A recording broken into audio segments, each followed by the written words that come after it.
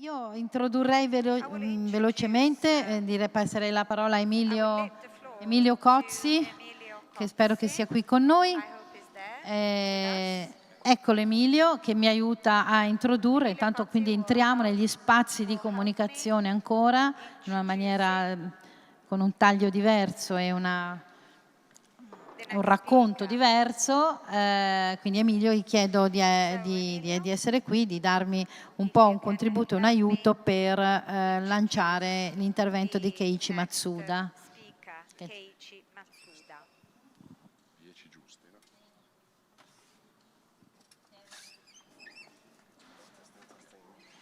Beh, anzitutto ringrazio Maria Grazia, Mattei Digital, cerchiamo di recuperare i minuti, e Media Guru. Sono Emilio Cozzi e sono qui a nome di Zero, una testata di cui peraltro sono vice direttore. Esatto. Parto da questo dato non per, come dire, un eccesso di biografismo, ma perché Zero da quasi 20 anni, esattamente dal 96, si occupa di mandare la gente a divertirsi in città, tanto che ci piace dire che Zero è la città. In realtà quindi questo corrisponde a un monitoraggio, una mappatura non solo del consumo culturale e intrattenitivo delle città che presidiamo, ma anche della produzione culturale e intrattenitiva. Ebbene, oltre a questo mi occupo di un'altra cosa, alla veneranda età di 41 anni, che quando viene detta soprattutto al pubblico femminile lascia un po' sconcertati, perché mi occupo di videogiochi e quando lo dico la reazione è "ah", e dopo 5 secondi o 10 minuti la reazione è identica, mi dicono "ma davvero ti occupi di videogiochi?". Ebbene, come?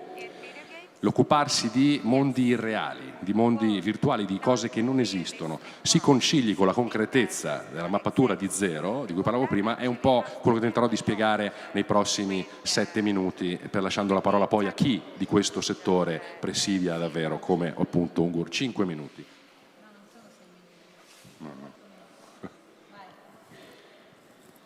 Questo è un video, lo vedete, lo trovate su YouTube, è la tesi di laurea di 2 studenti dell'Università di Gerusalemme, si chiama Site. Ve ne lascio pochi secondi perché lo trovate online. Adesso vedrete questo signore sta giocando con un'interfaccia retinica che gli proietta un mondo in realtà che non esiste e gli proietta un videogioco laddove lui deve evidentemente centrare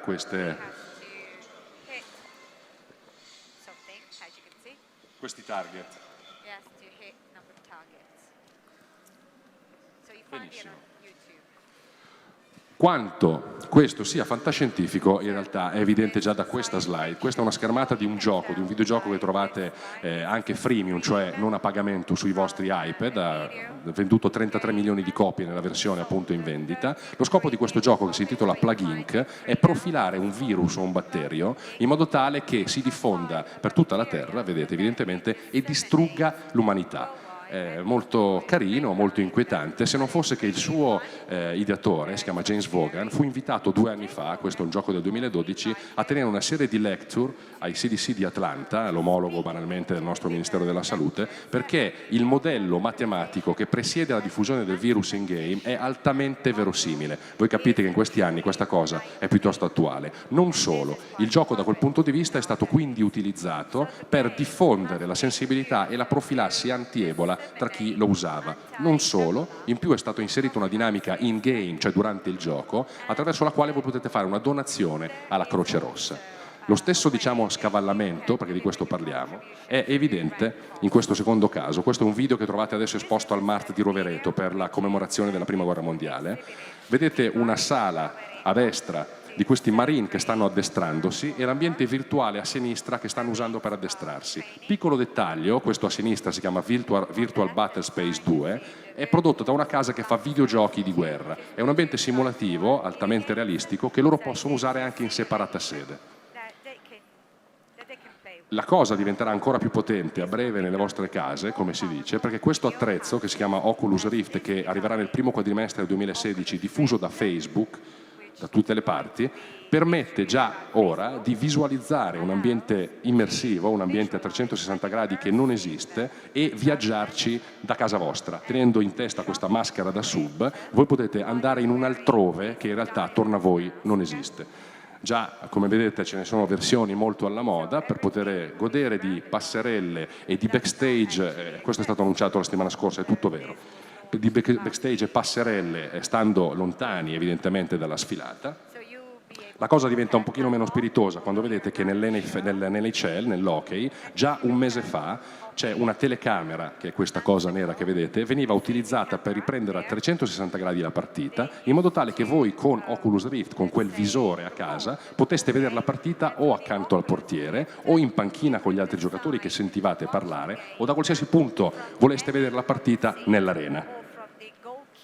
Fa un po' ridere la versione, diciamo, da balle spaziali, un po' ingombrante, fa meno ridere se la vedete utilizzata qui. Questa è una foto dell'ITEC 2013, il forum internazionale di simulazione militare, laddove sono stato e ho fatto queste foto. Vedete che la utilizzano questi signori che non sono nello stesso posto, ma tutti insieme stanno combattendo in un Afghanistan digitale, evidentemente realizzato su mappe verosimili, per addestrarsi a una operazione che molto probabilmente poi avrebbero fatto o hanno fatto.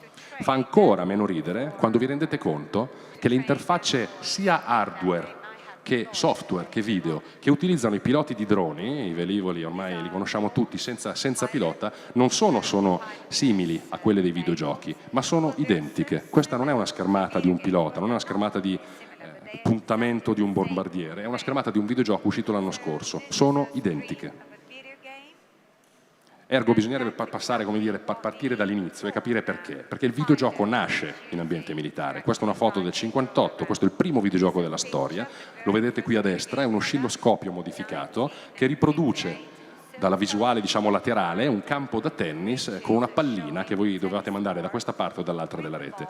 Il signore che ha inventato questo gioco lo inventò perché le cose che facevano al suo laboratorio preoccupavano un po' i vicini, quindi invitavano i vicini, il circondario, per vedere cosa facevano in laboratorio, facevano vedere questa cosa. Piccolo dettaglio, il signore era un po' distratto, non si rese nemmeno conto di aver inventato un medium che oggi non compete con cinema e musica, ma li surclassa in quanto a come dire, proliferazione e in quanto a incassi. Non si rese conto di averlo fatto perché il signore William Higginbotham aveva inventato 5 anni prima il timer della prima bomba atomica. Spese tutta la vita poi contro la proliferazione atomica, ma non notò di aver inventato una cosa che di lì a poco arrivò in tutte le case o in tante case già nel 72 e che grazie al cinema nel 75 divenne di dominio pubblico. Come vedete la prima versione del gioco dedicato al film di Spielberg, Lo squalo, è una versione cabinet, cioè arcade, quelle con i soldi, che appunto dal 75 si attaccò.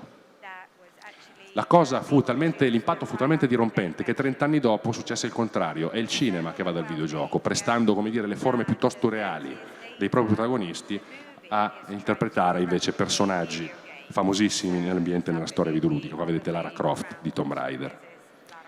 Ma questa è una delle tantissime applicazioni. Oggi il videogioco può essere usato per la moda. Perché io devo vestire Tom Cruise per 2 ore quando posso vestire un personaggio di un videogioco che accompagna nella vita di un giocatore per 20, 40, 80 ore? Oppure, e qui cominciamo a entrare nel vivo della presentazione di Mr. Matsuda, come è possibile utilizzare il videogioco per dare una fruizione diversa dell'arte. In questo caso questo è un gioco italiano di 2 ragazzi di Milano, si chiamano We Are Musli, e questo è un percorso nel museo di Bosch. Vedete una riproduzione in qualche modo molto essenziale del Giardino delle Delizie, un'avventura testuale che accompagna i visitatori, soprattutto i giovani, a godere dell'opera d'arte in una maniera completamente nuova, originale. Si può trovare lavoro con il videogioco. Employerland, questo su Facebook, è gratuito. Voi viaggiate in quella cittadina finta tipo Farmville e potete visitare gli uffici di collocamento digitale veri di Luxottica, di Procter & Gamble, di MSD Farmaceutica. La settimana scorsa la prima ragazza è stata assunta con questo sistema. Voi viaggiando nella cittadina senza rendervene conto, date una serie di dati biometrici, psicometrici e anche, come dire, dei vostri interessi che per essere richiesti con, come dire, un metodo tradizionale richiederebbero mesi di colloqui. Qui in 15 minuti esatti si arriva allo stesso risultato. Oppure applicazioni mediche, altro gioco italiano, Relive di Bologna, di Studio Evil, monitorati da una telecamera che è banalissima, Kinect, costa poche decine di euro, applicate un massaggio cardiaco a questo poverino dopo un'esplosione spaziale e il gioco vi dice se il massaggio cardiaco è non solo efficace, ma quanto efficace. Il giornalismo, volete rivivere la cattura di Bin Laden, immaginando che sia stata vera, potete farlo vivendola dall'interno, dal compound, ripeto, tutto anche con Oculus Rift. E arriviamo a un caso curioso, perché questa è la negazione del videogioco anche a livello critico. Interpretate altro gioco italiano, Unmanned, questo signore si è fatto male la barba, vedete quei puntini su un gioco flash molto, molto semplice, accompagnate a scuola vostra figlia, accompagnate vostra moglie al lavoro e poi andate a fare il vostro lavoro, che è quello pilotando dei droni, di bombardare i terroristi. Quindi questa è una negazione, una critica sociale e una critica del videogioco al videogioco. Ma non solo, l'applicazione più famosa di Nintendo, quella tra le più vendute, non è Super Mario, ma è la guida al Louvre, che permette a voi non solo di fare una visita diversa alle opere d'arte, ma al Louvre di sapere che tipo di visita fate, di ricalibrare anche i percorsi curatoriali a seconda delle abitudini che avete voi, senza che voi ovviamente ve ne accorgiate. Entriamo un po' più nel vivo, questo è la negazione della realtà virtuale, la realtà aumentata. Questo è un progetto di Magic Leap e comincia a essere chiaro lo scavallamento tra in realtà, ormai non ha più senso chiamarla così, e realtà, e qui arrivo a Matsuda, perché voi viaggiate per il vostro ufficio con un'interfaccia che vi permette di vedere sia il vostro ufficio che una serie di contenuti audiovisivi aumentati e integrati su quello che vi vedete attorno. E a questo punto allora diventa, come dire, l'assist inevitabile, perché qui di fianco abbiamo un designer, regista, come volete, che attraverso questo scavallamento, lui la chiama iperrealtà, sta già immaginando e ridisegnando quello che a breve, ci renderemo conto, non ha più senso definire separato, cioè realtà digitale e realtà, come dire, tangibile, forse non hanno più senso appunto come entità distinte. Per questo passo la parola a Matsuda, per questo a 41 anni da vice direttore di Zero mi occupo di videogiochi. Grazie. Okay, let's go.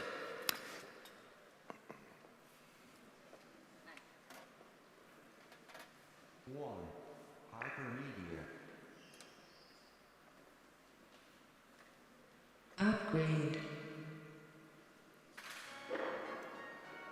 You are Anna, sitting in front of an unopened box.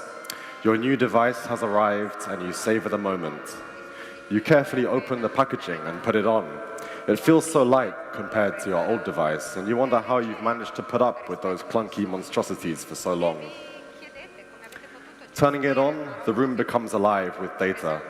The resolution is incredible, and the new tracking algorithms are a massive improvement from your old model. The interface no longer hangs dumbly in front of you like a TV screen. The interface is all around you, sitting on tabletops, even hiding behind objects. You can afford the premium plan, but you'll get used to all the advertising. You can turn it off at any time if it gets too much and you don't mind paying. You're happy. You haven't just bought a new device, you've bought a lifestyle and an access to a whole new world of rich content. Domesticity. You are Max. Life is a grind, but at least work is going well. Sitting at your desk, you look around. Your books, your view, your wallpaper, the same as ever. It's the little things that make you feel at home. Anyway, it's time for your meeting. Standing up, the interface peels away. Your office recedes and you glance around at the other patrons of the cafe. Now you're traffic, a member of the public. You switch to cockpit mode, a more sensible way to traverse the city. In a way, you feel equally at home in your private little bubble of notifications.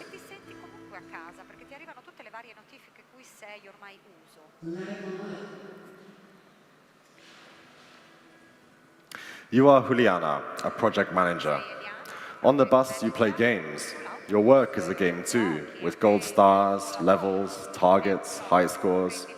Everything is a game now.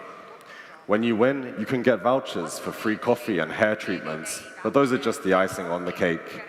Even the perks, the status, the recognition isn't the real objective. You care more about the purity of the system. The real objective is points. Win points, level up, rise through the ranks, win, accumulate, upgrade. Win the game and you win life. Information environments. You are Anna. It's been a month and your life has been transformed by your new device. The interface has learned a lot about you. your most used commands, and what used to be a hunt through menus and submenus has become a whispered command or micro-gesture. The interface seems to know what you want before you do. You find you don't have to remember anything anymore. As soon as you feel an impulse, it appears right in front of you. You also love the way that you're no longer bound by the dimensions of the room. With a flick of the hand, you're in an endless virtual space. This is where you choose to store your contacts, your friends to the north, your co-workers to the south, your family to the east, and the thousands of mostly forgotten acquaintances to the west. Updates flash in and calmly wash to the background. This technology is magical. You remember the way it was before. Phones, tablets, TVs, laptops. Media used to be imprisoned in these antiquated devices, but now it's everywhere. It's everything.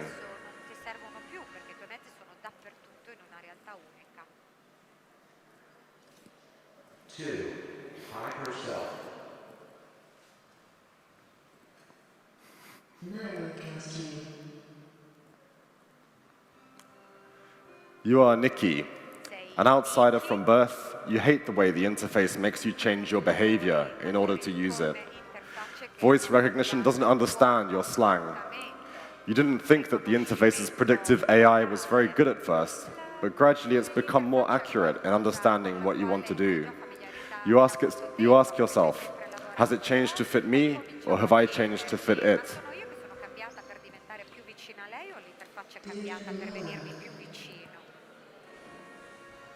You are Anna. Since Upgrade, you've been struck at how different people look. Now you can see information floating around people's heads. Walking out into the augmented city, you can read people's status. You can see common interests, compatibility ratings, friendship and business scores. You can easily find your friends, and your friends of friends. But really, you feel like you know everybody.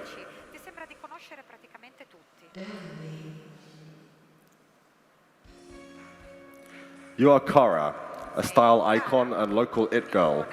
Celebrity means something new in the age of the interface, and you're a new breed, one the network can't stop talking about.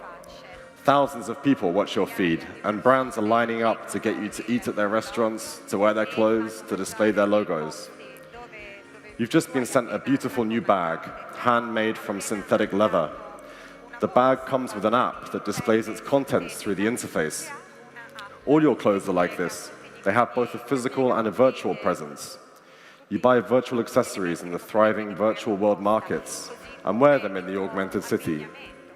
Critics say that you don't do anything, that you just spend all day socializing. You know that's not true though. Your work is yourself. Like a bodybuilder sculpts his muscles, you carve out a way of life. Your product, like all products now, is the embodiment of an imagined lifestyle, a way of being. You arrange your life aspiring to this ideal. Your fans never switch off, so neither can you, but you wouldn't trade it for anything. HIKIKOMORI. You are Daniela. You've never liked crowds, but going outside now has become terrifying. Everything is a social encounter, everybody looking at you and judging. You've been a shut-in for just over a year now, never leaving your room. Your parents bring you food, take your rubbish and do your washing, and they constantly worry about you. They shouldn't do though. Your device is set to full virtual reality mode, and you live an active and fulfilling life inside a virtual world. You socialize, consume, build, play, and work. An already huge and growing demand for telepresence operators in the augmented city mean that you will always be well paid, and you'll never have to leave your room.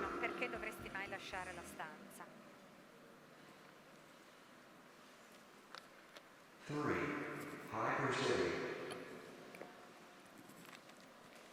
Liquid City. You are Juliana. Stepping out into the augmented city, you spend a few moments to look at the trees and flowers, one of life's little pleasures. The moment doesn't last though. You have to leave the area to let the traffic through. That's the way cities work now. They change right in front of your eyes. Shops change to restaurants, streets change to concert halls. There's always an event on somewhere, or a build-up of congestion, or a protest, or a street party. All of these things shape the city, and it never looks the same twice. The city is a sea, and you are a pebble, small but still making your own ripples. For a moment, you wish things could be static, but then the city washes over you and pulls you on your way. Che tutto possa diventare statico, ma a questo punto questo mare ti travolge di nuovo. You are Mali. You still love to drive, but it can't last forever. It's expensive and the laws are changing. Nobody owns a car anymore. Actually, nobody really owns anything anymore. But while it lasts, you drive to work. There are no physical road signs anymore, or any printed maps. Your commute follows a different route every day. A 4-lane highway today was a street food festival yesterday. In the ever-changing liquid city, all signage and navigation is displayed through the interface. As you're gracefully conducted around the city, you realize that you could have been here 100 times before. You have no idea where you are, but you can never be lost. Place your trust in the liquid city and blissfully surrender control. Architecture. You are Emilio, surveying the town square, your latest project. As an architect, things have changed so much in the last few years.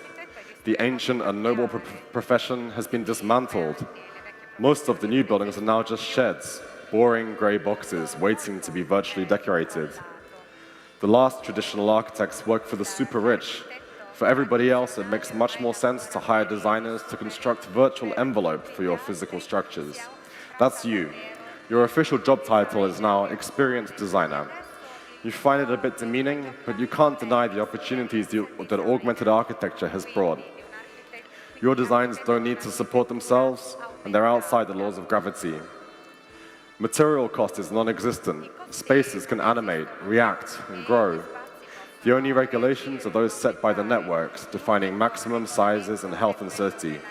It's the perfect medium for architectural expression, and you may finally start to build the ideal space you've dreamt of. A pure architecture, an all-encompassing utopia.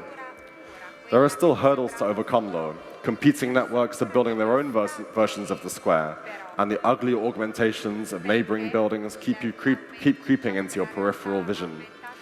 You don't see why you can't just have a single version of the city, designed by the genius auteur, shared by all. You want to make the world a better place, but you're starting to suspect that not everybody feels the same way. It doesn't matter though. You will persevere.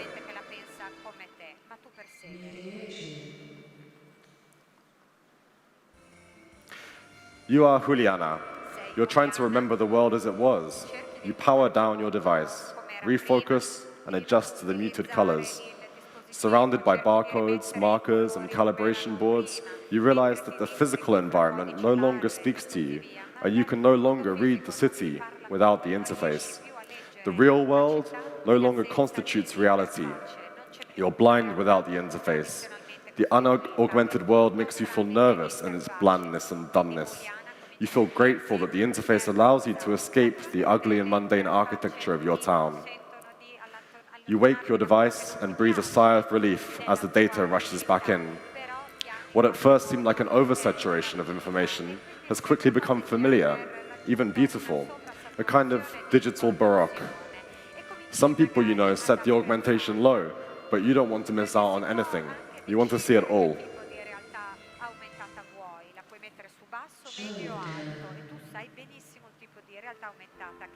You are Shihon, proud owner of a small Chinatown supermarket. Your children have finally convinced you that you need to have a virtual presence in the augmented city, and since you've been steadily losing business, you can't argue. As you stand on the busy street, watching your eldest daughter installing the huge, flashing, augmented pagoda, you glance at the flaking red paint of the old shopfront, a traditional Chinese roof bizarrely jutting out from the modernist tower block. You reflect that augmentation is nothing new. The tools are different now, but it's always been this way. Maybe that's an oversimplification. Like the digital photography and video revolutions before it, the design of environments has now also been democratized. Everybody now participates both in the consumption and the creation of space.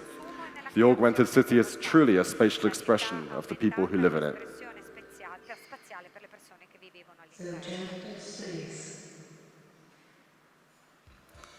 You are Ben, a young man from a small town. Since you arrived in the big city, you're excited and overwhelmed by the density of the data. Where you come from, everybody sees the same town, but here there are layers and layers of content to choose from. In the street outside your rented flat, there is so much data that you can't possibly view it all at once. The augmented city is growing. Every day, new channels are added. You open your channel browser and scroll through the available channels. You find you can mix and match content from different channels, aggregating the fragmented realities to make a whole. The street art channel looks interesting. The sleepy town channel looks too much like your old life, but the flowers are nice, so you keep them in there. Your reality is totally unique, personalized to match your tastes and interests. You realize that everybody who lives here must be experiencing completely different realities. That's the way cities should be, though, a reflection of yourself on your environment. Form function. You are Emilio. While the town square is being scanned, you look around the buildings lining the square. Behind an animated building, you can still make out the original stonework behind. Bold copper plate lettering is carved into the facade, spelling out the word bank. You had almost forgotten that banks were once housed in buildings. Schools, libraries, all these services used to be held within permanent buildings. Now they're just all part of the interface. You used to have an office too, but now all the tools you need are carried with you. All you need is a storage locker and a pay-as-you-go subscription to a desk-sharing scheme. These flexible spaces are all over the city now. All of the old buildings gutted and filled with desks, chairs, meeting rooms, coffee machines, exercise bikes, and chill-out areas. In architecture school, you were taught that form follows function, but the network has changed all that. Now everybody has a device. They can program the space how they want it. Spaces are no longer defined by function, but by the conditions that they provide. Cozy, noisy, warm, cold, enclosed, open, caffeinated, secure. These are the things that matter now. Form and function have become unstuck.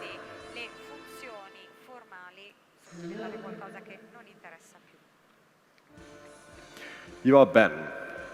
Now you've been living in the city for a year already, but you found it hard to settle down. There's so much to see, so much depth to the augmented city.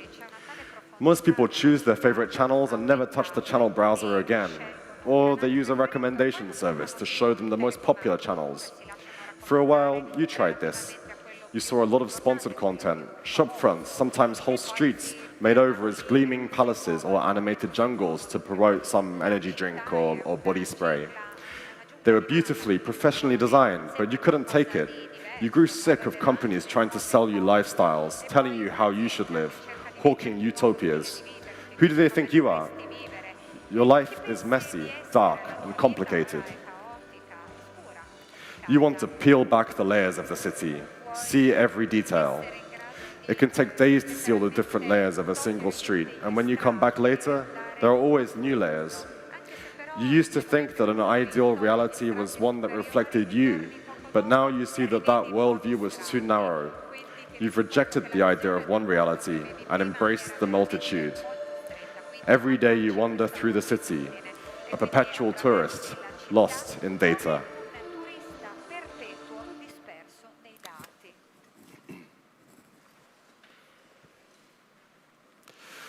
Okay, so I'm Keiichi Matsuda. I'm a designer and filmmaker. Hyperreality is a research by design project that I started 6 years ago during my Masters of Architecture. It's made up of drawings, films, articles, and I suppose now presentations like this today. Today I've been showing you some short clips of old work, some new work, and some work in progress. While I was studying architecture, I became sort of frustrated that we weren't able to engage with the emerging conversations surrounding communication and network culture. So I was very happy to discover augmented reality, which allowed me to make a connection between the design of space and the way we actually use space today in our sort of network society. Since graduating, I set up a design practice in London, but I've been advancing hyperreality whenever I can spare the time. I ran a successful Kickstarter campaign to help raise funds for a new series of short films with the idea to kind of extend and reimagine the original work. So behind me you can see the sort of Kickstarter pitch video playing. So I'm currently working on post-production for the first film. And in Kickstarter campaigns, I'm sure you know, but the idea is to give out rewards to your sponsors, often kind of DVDs or special thank yous in the credits. But I thought it was an opportunity to do something a bit more interesting. So given that the environments in the films are heavily branded anyway, I made a funding model whereby sponsors could purchase spaces in the film, and I'd work with their brand to design augmentations. That could just be a logo, or it could be an entire setting for a scene. The driving scene that you saw earlier came about through sponsorship from the car brand Mini. And whether they did it for design-led R&D, or if it's just for publicity, or maybe just patronage, I like this sort of duality of that project, that it's kind of funded by the very culture that it critiques. The first film should be out on the internet later this year, and you've seen some of the unfinished scenes today. The thing is, though, all the technology that facilitates hyperreality is currently being developed now in research labs, if it isn't already on the market. Billions are being spent on making this world possible. And a lot of people talk about how and when this technology will be implemented, but I think the key question is why. History has taught us that no technology is without problems. There's always a trade-off when a new technology arrives. And as technology forms an ever more important part of our lives, the stakes are getting higher. We don't talk about it, but people will get hurt, and they will have to make sacrifices. And they can deal with that if we, as a culture, know that we're going in a direction that's ultimately beneficial to everybody, that the vision of the future we're promising is one that we really want to live in. At the moment, I don't buy the future that's being sold to us by governments and tech companies. I do believe, though, that we can do something about it. There's power in vision, and through design and interdisciplinary, critical discourse, I think it's really possible to have an influence on the way the future turns out. So this is the grandiose philosophy at the heart of the Hyperreality project, to provoke conversations, to make people ask questions, and ultimately to help ensure that the future we're building is one that we've chosen. Thank you very much.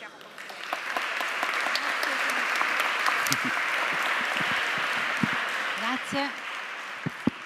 Bene, grazie.